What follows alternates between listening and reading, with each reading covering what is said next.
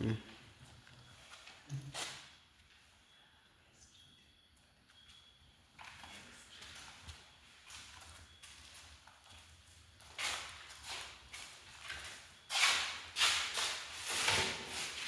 Hey, good evening, class.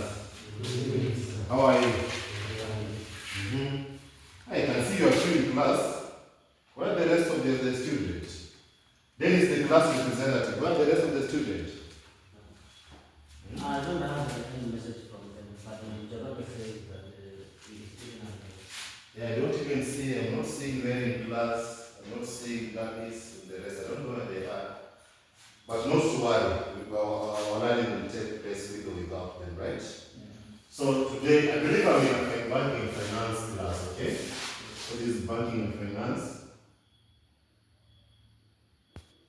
class.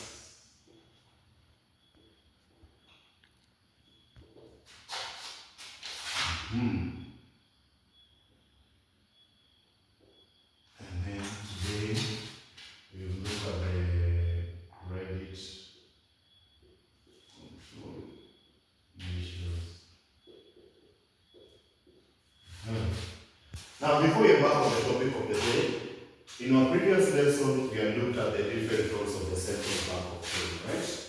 We look at the central bank, what central bank is, we define the central bank, and the different roles that are being taken by the central bank, right? Now, in less than 1 minute, you can remind us about the roles of the central bank.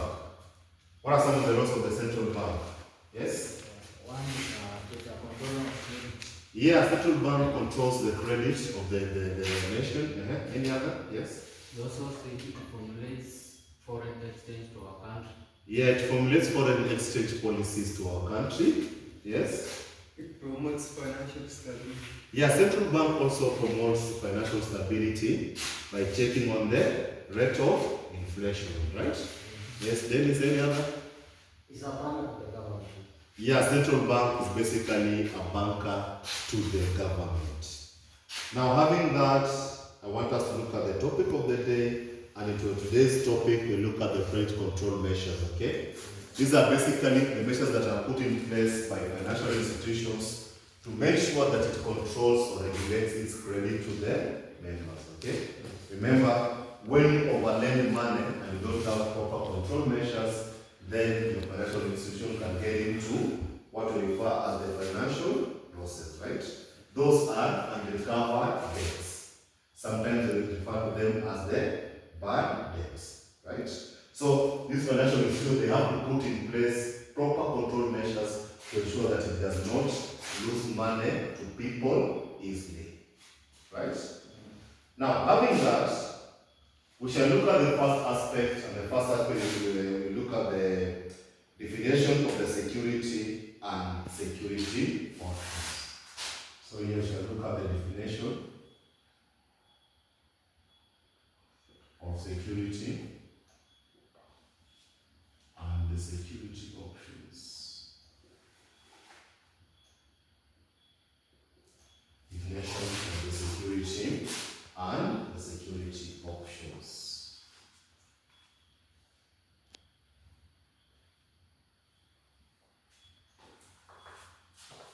Now, I will pose a question.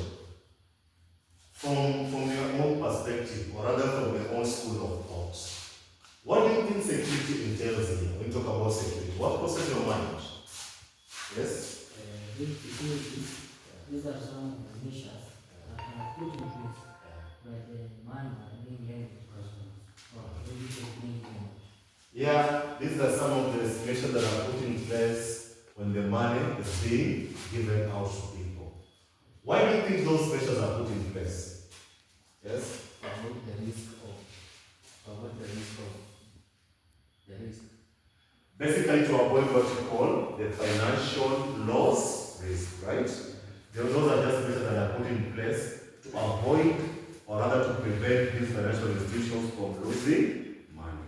That is basically the measure of the security. What about the security options? Dennis, what do you think security options are? Yes? Anyone? These are measures that are put aside by the bank So that they cannot lose their money when one fails to pay back. Basically, these are those the steps that the bank or the measures that the bank will undertake to ensure that their money is safe. Okay? Now, under here, we are talking about things like use of guarantors, right? Guarantors is basically someone who stands in for you when you're getting a loan. So that in case you fail to remit or pay for that particular loan, then the guarantor will be forced to pay for the same, right? We are looking at things like the use of what? Collaterals. Okay? Collaterals, basically you're taking a documentation of your asset, you take it to the financial institution, then you're given a loan. For example, when you talk about a title deed, right? When you talk about a logbook, a car logbook, and so on. Those are just an agreement when you're purchasing land. Some of those things, okay? So you take them to the bank, those are what we call security options. They are being used by the bank or financial institution to make sure that it does not lose money or it does not get into what we call a financial loss. Right? Now, having that, let us now look at the second aspect, identifying different types of security measures or security options. Identifying the different types of security measures, or rather we can refer to them as the security options. Now, some of the key security options that you can look at, you're talking about the cash on delivery, because these are the COD. When you talk about cash on delivery as a security option, it basically means that once I've delivered my products to you, upon making a purchase order, you have to pay for them, okay? So it's not like I'll give you my product, then you pay for them later, no. I give you my product, then you pay for them there. Okay.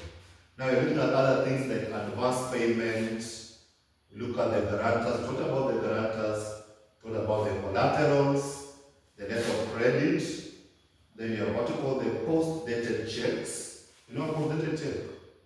These are checks that you pay before that time gets in, okay? For example, if I want to buy something in June, I can write a post-dated check to those people before the period of June arrives. Okay, that is a post-dated check.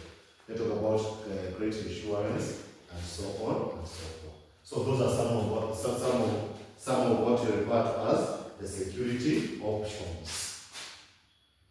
Now, having that, unless we have a question, if you don't have a question, then I want to look briefly about the secured and unsecured credit. Secured and unsecured credit. Beginning the secured credit, we say that these are credit, or these are basically loans that are issued out upon giving a security, okay? And in this case here, you can talk about a collateral, you can talk about guarantors. Basically, secured loans are given upon what? Upon the presence of the security options. So these ones, they guarantee you a secured loan, right? And we have another aspect to talk about the unsecured credit loan.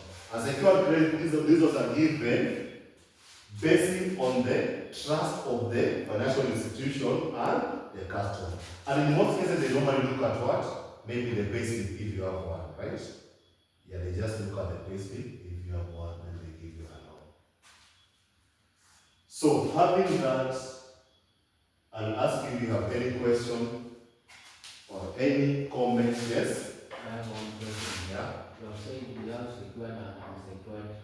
So I have seen Zenga giving us loans. When are they like? You see? I have seen Zenga. Zenga. Zenga loan is based on what? Zenga loan, is it a secured or unsecured loan?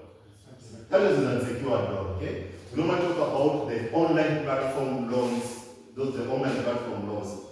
All those, they fall under unsecured loan. Any other question? Yes? You go over some of the concept of this. Yeah. Right. Maybe in unsecured loans, maybe you fail to pay as per the agreement. What will happen?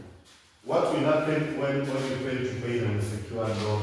Basically here, the financial institution will suffer what we call a financial loss, right? Because there's no way they can get their money back.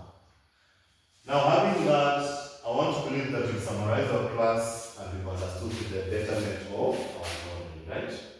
So, in the groups of two, I want you to discuss about the dangers of the advantages. The first group, a pair of the first group will do the advantage of secured loan, the advantage and disadvantage of secured loan, and the second one, the advantage and disadvantages of unsecured loans, right? So I expect you to have done that work before we begin our next session. So we shall meet here same time, then the next week on Thursday, right? And kindly then just remind the rest of the students to be attending classes, okay? The classes they form part of what? Part of assessment. There's some marks that we give out upon attending the classes. So, okay, have a nice evening.